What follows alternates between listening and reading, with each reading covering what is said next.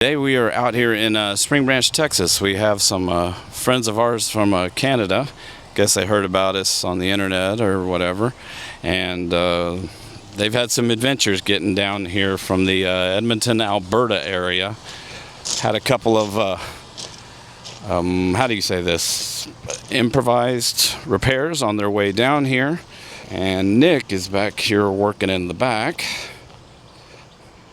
This is our second RV from Canada in a week, so not quite sure how people are finding us from Canada, but they're finding us. You think about all that road salt up there in Canada? Makes things difficult to work. I thought we were especially when we're used to being, working on southern cars. Since we're based here in San Antonio, we don't have a whole lot of rust to deal with. But, yeah, add some other challenges, that's for sure. But in comparison to what I've seen from northerners, this is very mild rust. Real quick, just what are you having to do for this one?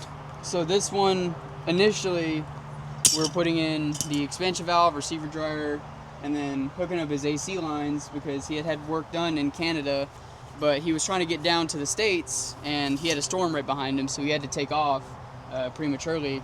And what I'm working on right now, I wanted to tackle the compressor and get that hooked up first, because that's usually the hardest part, just because it's a little cramped in here. I like to tackle the hard stuff first. But the threads on the lines for the compressor are all jacked up and you can't even thread them on. But I'm working on getting that out so I can get access to this piece right here. I'm going to pull this big piece of steel out. I'm going to pull the lines down to hopefully a point where I can get enough room and enough clearance to cut it off at a reasonable point, so that way it's not insanely hard to crimp them back together when I finally get them repaired. So yeah, so you're gonna have to head into San Antonio, get some more lines made, come back out, get them crimped. Run down to Carlisle. Our boys are gonna hook us up with new nuts on those, and then I'll do all the crimping work when it comes to splicing them back in on the.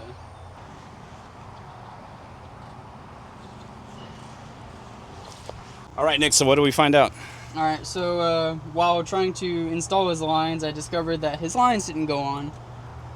We have a piece of the old compressor still in this line with the O-ring behind it, and then this one has threads missing off of it. And this is pretty common when it comes to these kind of nut fittings, because you'll have aluminum on steel, and what happens is that over time they will just weld to each other, and when you go off with it, you have to replace the fitting, you have to replace the component it came off of. There's no saving it.